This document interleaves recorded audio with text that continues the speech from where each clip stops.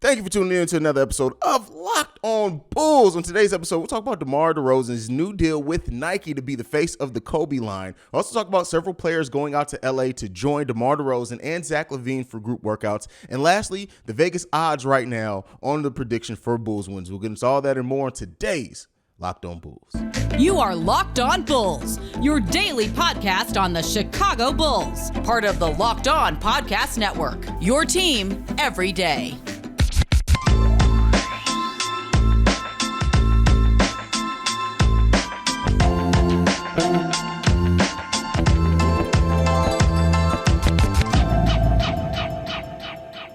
Thank you for listening to Locked On Bulls, member of the Locked On Podcast Network, where it's your team every day. That's Pat, the designer, host and creator of the Windy City Breeze. I'm Haize, host and creator of Chicago Bulls Central. And together, we're Locked On Bulls, and we're going to jump right into it. So DeMar DeRozan signs a new 4-year deal with Nike to continue being the face of the Kobe line of their division. What do you think about that, brother?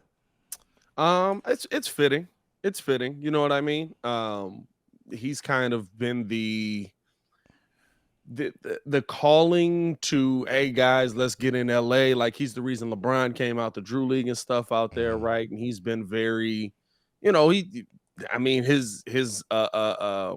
what's his calling card here for Stacey? Compton's in the house and all that. Yeah. So it's pretty fitting to me that, the guy who essentially looked up to Kobe and then end up, getting really close with Kobe and being a part of that, being the face there. I couldn't think of anybody else in the NBA that could have done it more. I mean, after what we saw from Jason Tatum in the finals with the Kobe stuff, dog, at this point, it would have been weird to see him as the face, but I do think he's probably the only other person that you might have been able to consider in that situation, just because of how close him and Kobe's relationship was.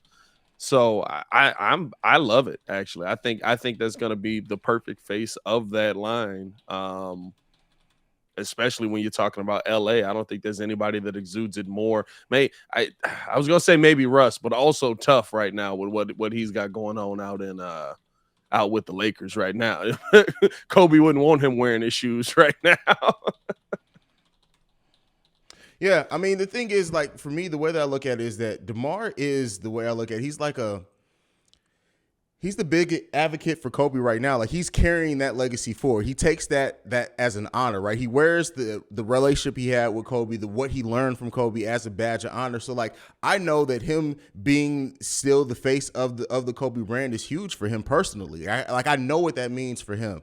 So the fact that he gets to continue to do that for 4 years. Hell, he only has another one more year after this season left on his contract. We don't even know if he's going to be playing basketball, which he probably will be, right? Nobody's calling that, but for him to still be able to be the face of that brand, I know personally, and that's what makes it, a little bit more than what it would be if anybody else just signed a new Nike deal. And it's funny that DeMar is the one that has the Nike deal and Zach has a New Balance deal. But, we're not going to talk about that. He's getting them checks to get that money. But I'm just glad we got two dudes with shoe deals on our team. That means we got some pretty good players.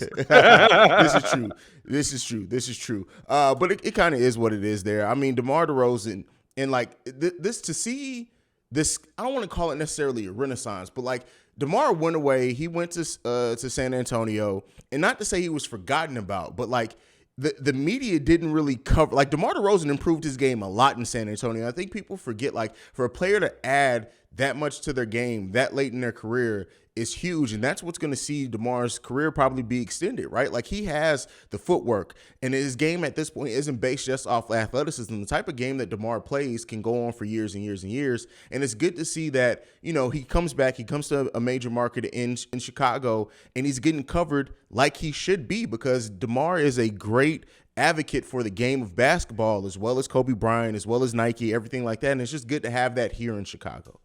Yeah, for sure. And it's one of those things where when I watch his game, there's moments last season, like he said, he took on the ghost of Michael Jordan on some of those game winners. But I'm not gonna lie, I was like, and I mean, Kobe Bryant, kind of the same thing. But when I watched it, I was like, man, you don't want to say that's a Kobe shot, but that's a Kobe shot. Like, defenders draped all over him, falling past you. You pull it anyway, and they still can't seem to get to you, and that mug falls.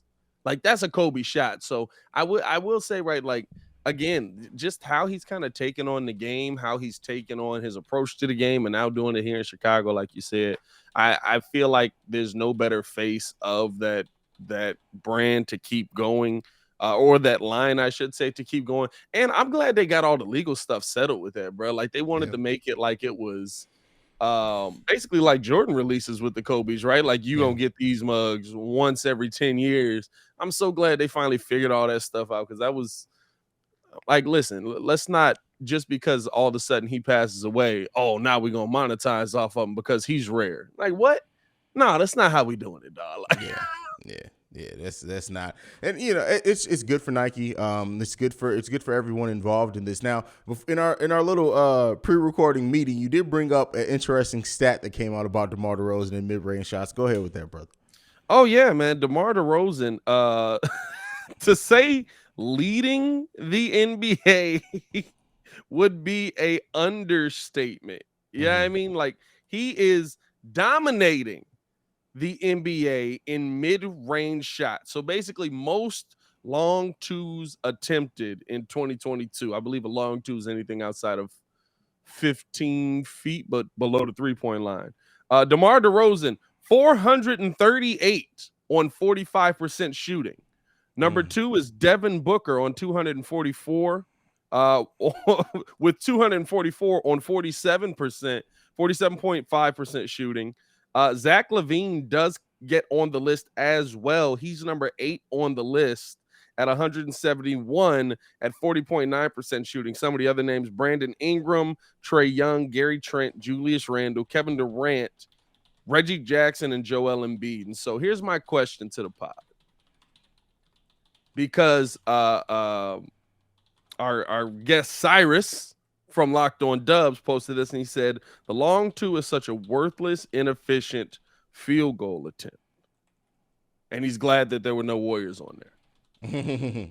Based on the names that we see on there and the production that we've seen from them, can we still say that it's a worthless shot if you shoot it at a high percentage? Like I get the analytics of it, but I can't say that's a worthless shot if he takes 20 of them and makes 9. To me, nothing is a worthless shot if you're making them more than you're missing them. And DeMar DeRozan is making them more than he's missing them. Let's be clear here, right? But to me, I understand the analytics part. And, you know, I use analytics a lot in the way that I review and talk about basketball. So I try to be of two minds with it, right? I understand the people who are very analytical, and they're like, well, you get an extra point if you just go ahead and go to the three-point line and stuff like that. But guess what? DeMar DeRozan is so efficient at the mid-range. He's so creative down there that, to me, you can't call it worthless when you're talking about a player like DeMar DeRozan, who literally feasts there or gets to the free throw line, even if he doesn't necessarily make. Like, he's turned that game, and I get it, the mid-range shot is slowly, and I don't even know if we can say slowly, is almost dead in the NBA at this point, because everybody wants to shoot threes. And Kevin Durant. Yeah, everybody wants to shoot threes. But with that being said, like, to me, it makes it more valuable if you have somebody who's doing something that not a lot of people are doing in the NBA. And guess what? They're elite at it. They make it. It'd be different if DeMar DeRozan was shooting like 25, 28, 30% from mid-range. It's like, okay, DeMar, hey, man, we need you to do something else. Yeah. This man is completely feasting in the mid-range. And guess what? You know what? So many people are so used to defending the three-point shot now that I think that it's helping, because do teams even know how to defend the mid-range shot? Well, you know, I know people are going to say in the comments, "Hey, look what happened in the playoffs." But like seriously, like I really do think, in the way that I've looked at basketball, like it's almost like people really, a lot of teams, not all of them, really, they don't know how to counteract how active DeMar is in the mid-range. I think, well, I think he's a lead at it, but I'll say this, right? You know what the most worthless shot in the NBA is? The one that you're bad at. And there you go. Watching those. Remember I'm doing PTSD beginning of the show. Don't worry. Remember the years where Jim Boylan came in and he was like, we're gonna be 3 or layup, and Zach was like, no, I'm not. I'm gonna just play my game. But he's like, the mid-range shot is worthless. But then, like, you had a bunch of dudes that couldn't shoot threes or make layups. So, like, that was a worthless shot. That was why the Chicago Bulls were so bad for so long. Like, the most worthless shot in basketball is the shot that you can't make. And, like, Period. I'm not a proponent of, if you knock down the three, you can get the rebound and then you can get in it. It's like, yeah, but is your team built for that? Like, you want to know why the Golden State Warriors aren't on it? This ain't a diss to Cyrus, but you want to know why the Golden State Warriors ain't on this list? They got one of the best 3-point shooters. Two of the best 3-point shooters of all time on their team. Yeah. So, like, yeah, I wouldn't take a mid-range jumper either if I could hit it from the other side of the court. I don't know, dog. Like, literally, you got two players that literally can, as soon as they cross half court, they're a threat to shoot it and make it, bro. Like, come on, man. Yeah, that's what you. Matter of fact, I would say this: maybe the Warriors would be more dangerous if they let freaking Draymond shoot in the mid range more, because God knows his 3-point shot is completely falling off, bro. Draymond right where he at, bro. I didn't see Draymond. Draymond don't actually have any shot outside the 3-point shot. Have you ever seen him shoot like a floater or something like that? Oh, bro, it's hideous. That must be flying. Oh my God. Okay, we're not going to go back on Draymond so much, but all right, we got to get into the next topic of the day. But before we start talking about who's going to be down in LA with Zach and DeMar working out in LA, I got to talk to you guys about Built Bar. If you haven't tried it, Built Bar Puffs yet, you're depriving yourself of one of life's greatest joys. And guess what? There's a new flavor. Delicious, indulgent cookie dough covered in chocolate. That's right. Built has done it again. Let me introduce you to your new favorite. Cookie dough chunk puffs have a light and chewy texture, real cookie dough chunks, and of course, they're covered in 100% real chocolate. Pat finally got him some, so there you go. Shout out to Pat for finally getting his free Built Bars.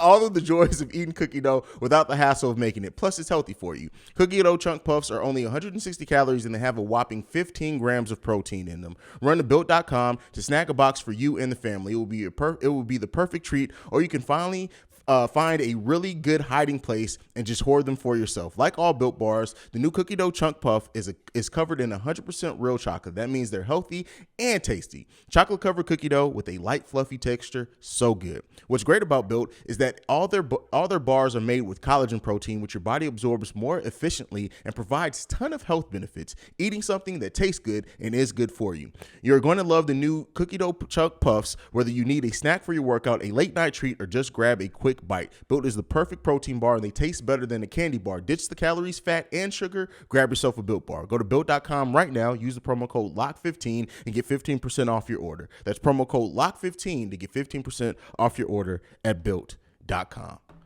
All right, Pat. One of the things that AK and Eversley have bet on with the way that this offseason's went is continuity. And part of that is chemistry, right? Continuity, chemistry, they go hand in hand.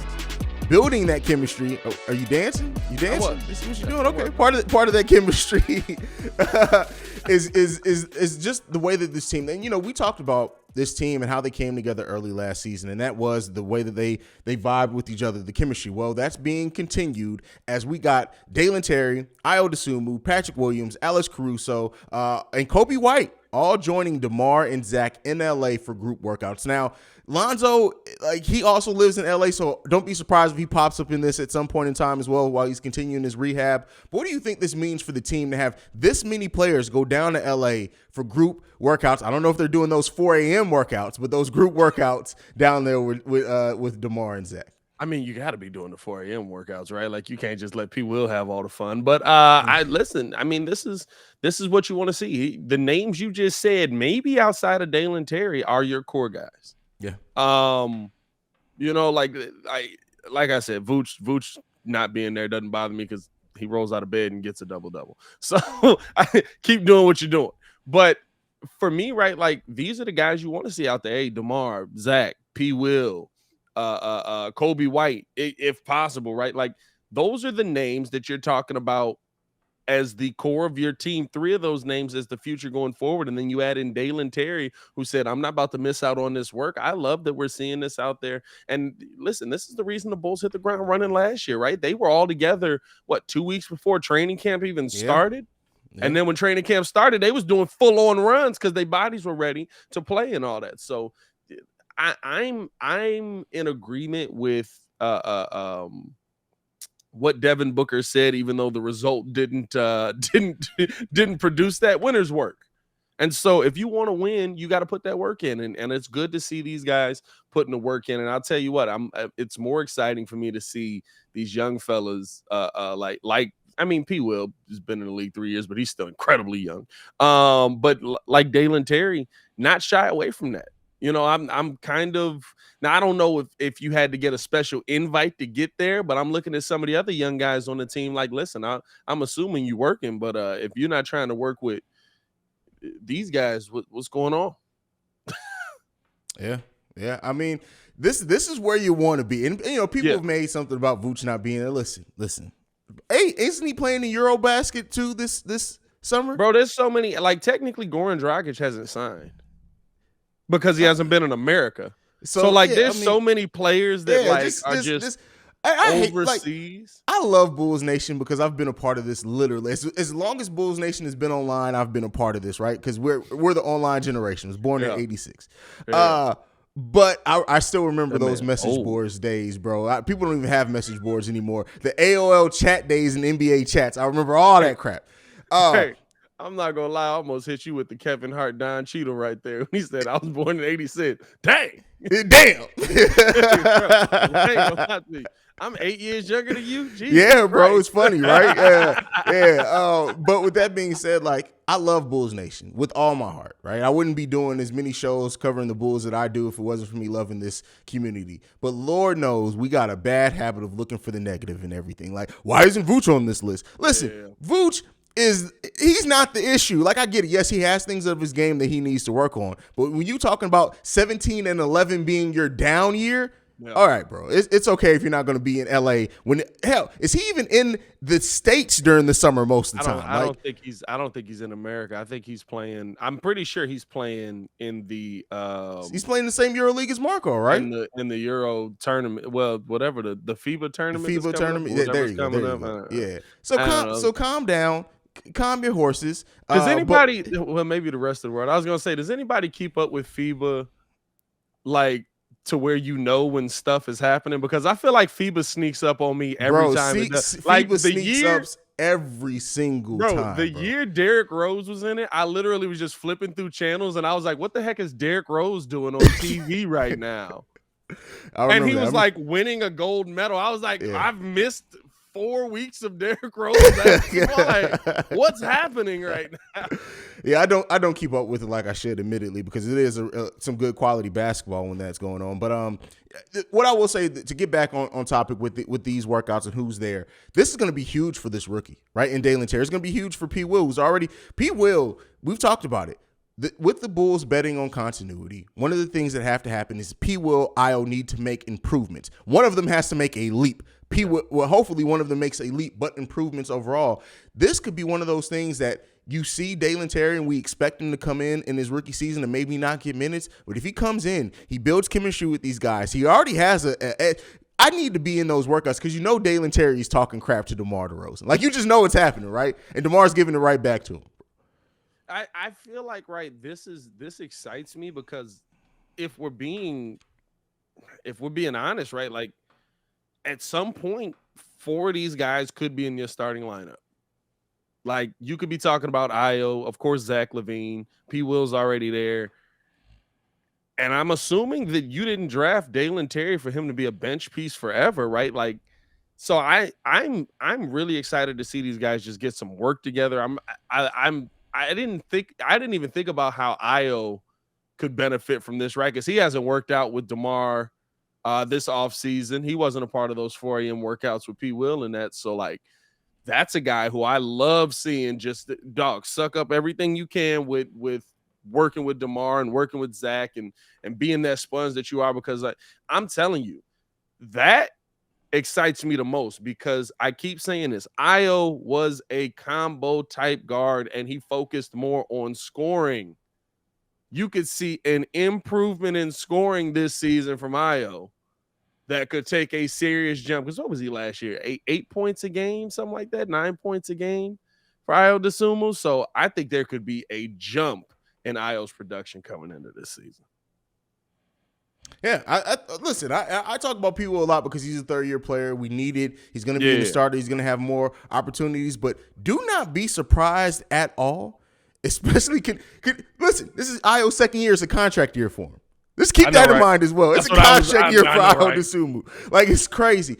Don't be surprised if Ayo Dosunmu plays himself to the point to where the Bulls are like, man, listen here. We have to pay this man. And we're going to be spending in the guard position. The Bulls are going to literally be spending going into next season probably like $65 million in just guards. When you look at Lonzo, Ayo Dosunmu, Caruso, and Zach LaVine.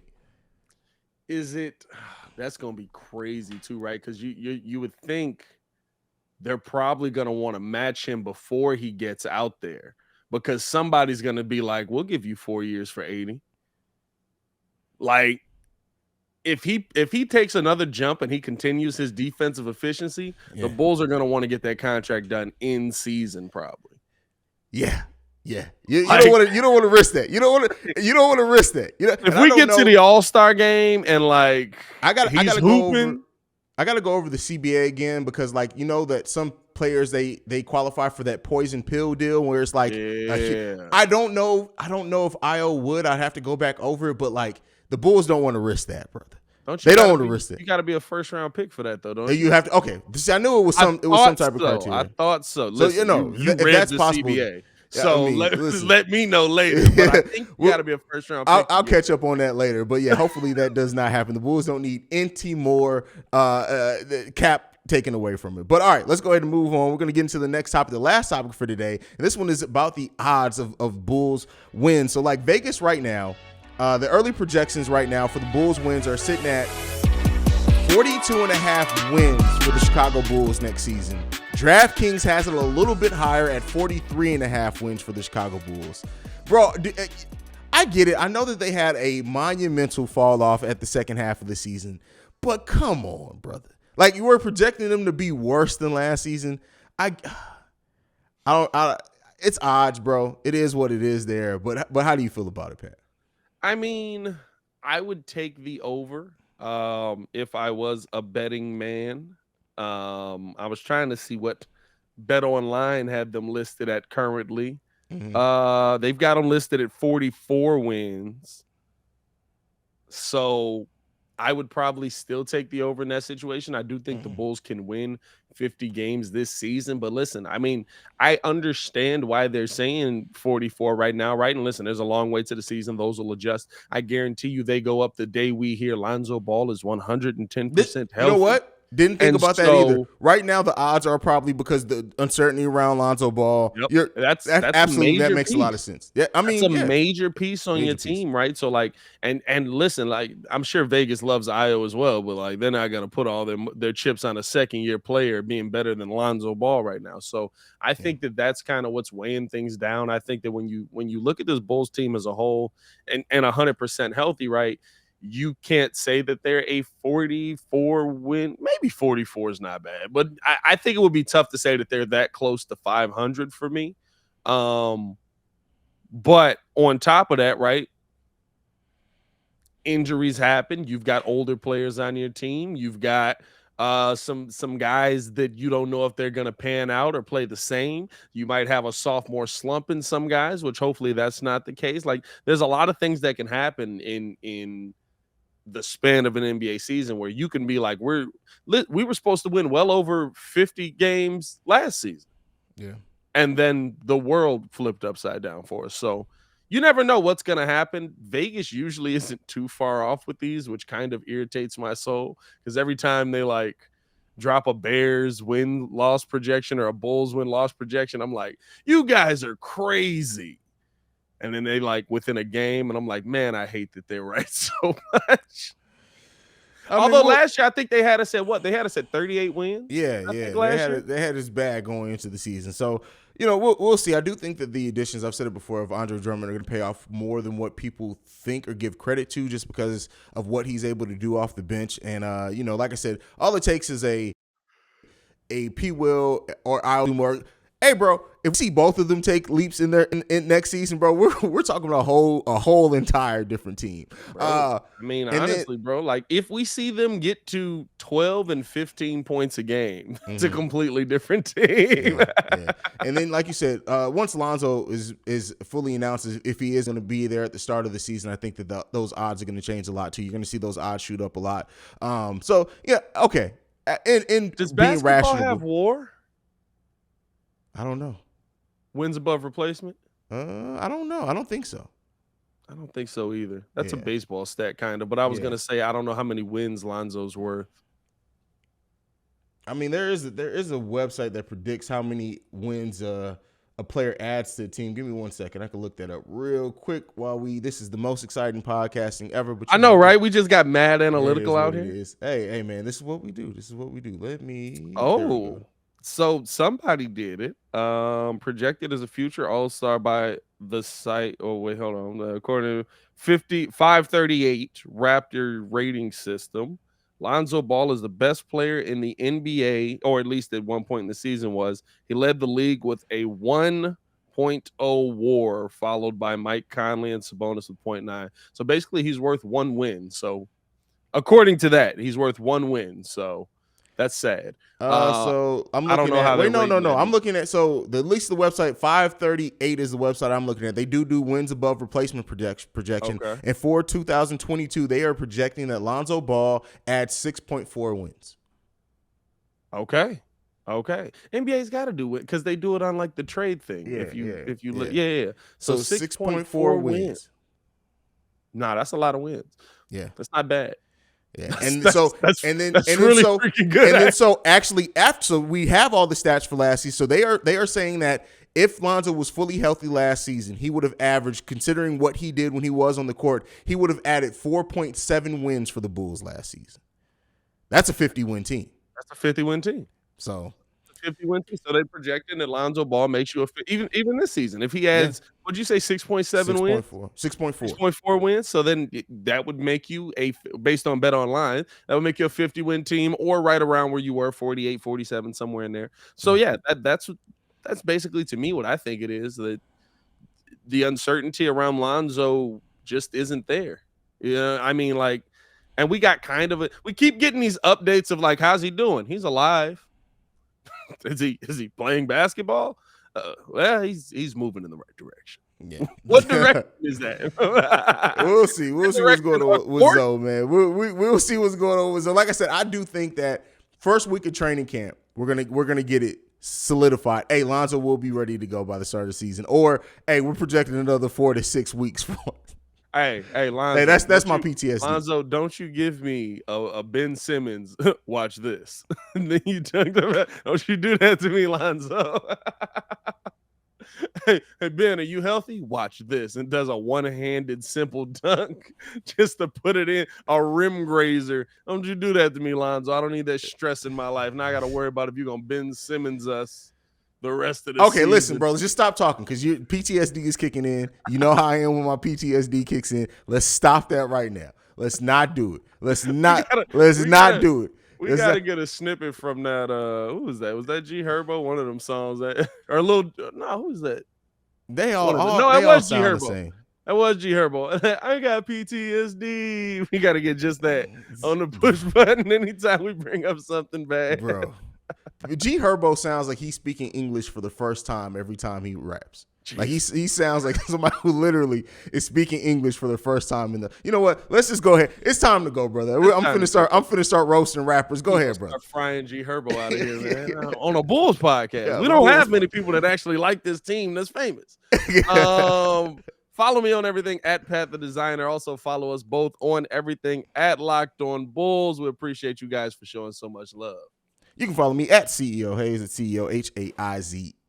And thank you for making Locked On Bulls your first listen every day. Now for your second listen, go and check on Locked On NBA, where the Locked On experts break down all the latest news, rumors, and developments going on around the NBA. They do it in 30 minutes or less. They can be listened to wherever you listen to your podcast. Now, for Pat the Designer, for Haize, I guess that's for myself, this is Locked On Bulls. We out this mug.